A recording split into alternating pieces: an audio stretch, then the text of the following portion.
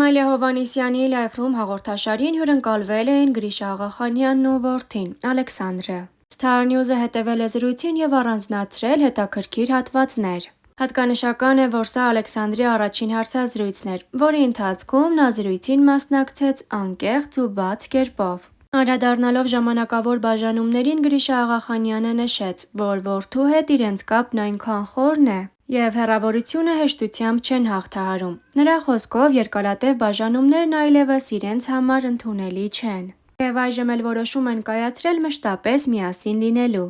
Ալեքսանդրն իր հերթին հավելեց, որ շատ է կարոտում ընտանիքին, իսկ Լոս Անջելեսում գտնվելու ընթացքում հաճախ էր մտածում Հայաստան վերադառնալու մասին։ Զրույցի ընթացքում խոսք եղավ նաև հայր և որդի նմանություններից։ Ալեքսանդրը նշեց, որ չի փորձում նմանվել հայրիկին, քանի որ դա արդեն իսկ բնականորեն ստացվել է։ Գրիշա Աղախանյանն էլ հավելեց, որ որդին իրենից ժառանգել է նրբանկատությունն ու բարի բնավորությունը, նշելով, որ երբեմն այդ հատկանիշը կարող է խանգարել կյանքում, ինչպես իր դեպքում է եղել։ Նա ընդգծեց նաև գեների կարևոր դերը նմանությունների ձևավորման հարցում։ Անդրադառնալով անձնական կյանքին, Գրիշան վստահեցրեց, որ իր և շողերի հարաբերությունները ջերմ ու մարդկային են, անկախ տարածությունից։ Նրա խոսքով հարաբերություններում դժվար փուլեր եղել են, սակայն ներկայումս դրանք հաղթահարված են։ Նշենք, որ դերասան, շոումեն հաղորդավար Գրիշա Աղախանյանը 2020 թվականին հարցազրույց է ունեցել Bravo AM-ի հետ։ Ինչպես շատերի, այնպես էլ Գրիշայի համար համավարակը բազում խնդիրների և ծրագրերի հետաձգման պատճառ էր հանդիսացել,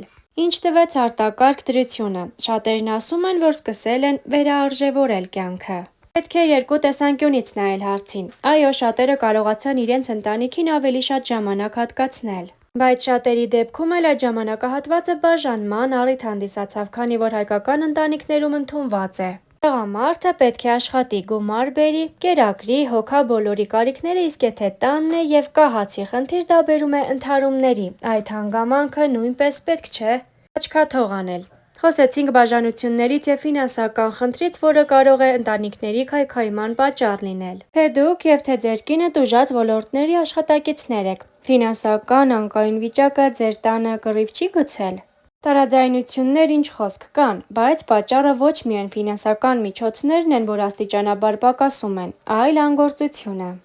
որին ոչ ես, ոչ էլ շողերը սովոր չենք։ Իսկ այսօր, երբ օրը 24 ժամ միասին ենք, անգամ եթե չցանկանայինք էլ, վեճի մի առիթ ծագում է։ Մի բան հաստատ է, որ եթե վիրուսը չլիներ, մեր վեճերն էլ քիչ կլինեին, և ոչ միայն մեր, այլ նաև շատ ընտանիքներում կնվազեին վեճերը։ Դժվարություններ, բայց խոստովանենք, որ այս իրավիճակում ինչ-որ առումով շահել են երեխաները։ Վստահ եմ, մի լավ շփվել եք ձեր փոքրիկ որդու հետ։ Տղաս արդեն 6 տարեկան է։ Նրա հետ խոսելը, շփվելը, որոշ թեմաներ քննարկելը բավական հետաքրքիր է։ Այս օրերին ժամանակ ենք անցկացնում ամառանոցում, լողավազանում լողում ենք, լեգոներ ենք հավաքում։ Սկսել ենք միասին աշխարհագրություն ուսումնասիրել և արդեն շուրջ 55 երկիր գիտի մայրաքաղաքներով։ Կարանտինային այս օրերի միակ լավ կետն իրոք այն էր, որ որդուս հետ կարողացա ավելի շատ ժամանակ անցկացնել։ Վերջերս նկատեցի մի հայտարարություն, որում նշված էր, որ հաղորդավարների ձեր դպրոցը հայտարարում է ընդունելություն։ Սա վաղեմի մի ցանկություն էր, թե միտքը հղացավ կարանտինում։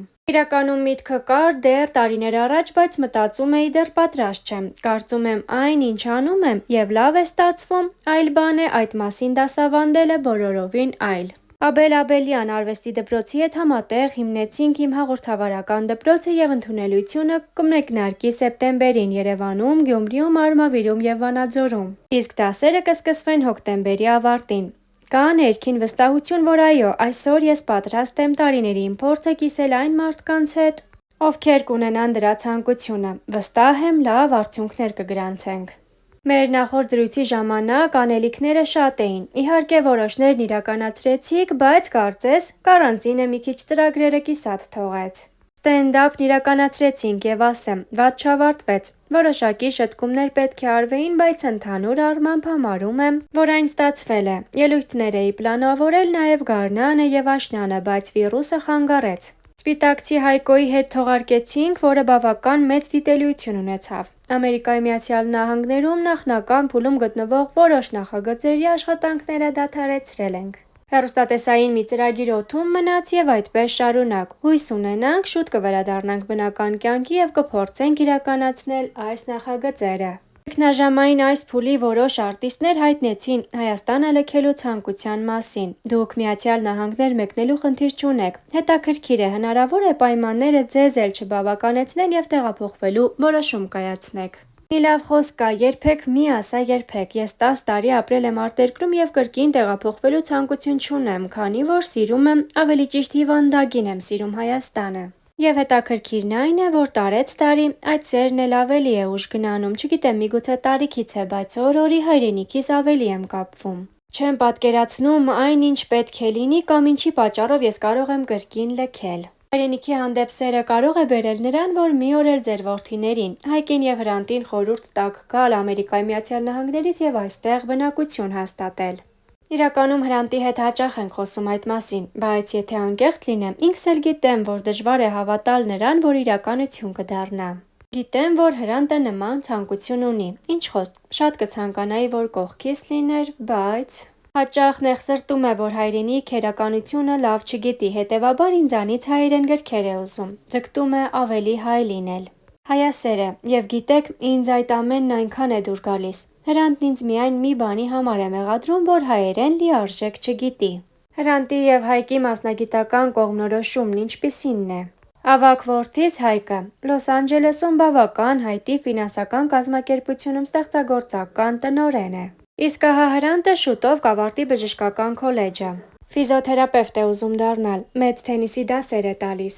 Դե իսկ այս տարի առանձնահատուկ է փոքր որդուս Ալիկի համար։ Ով շուտով կդառնա դպրոցական եւ սեպտեմբերից կհաճախի Չեխովի անվան դպրոցը։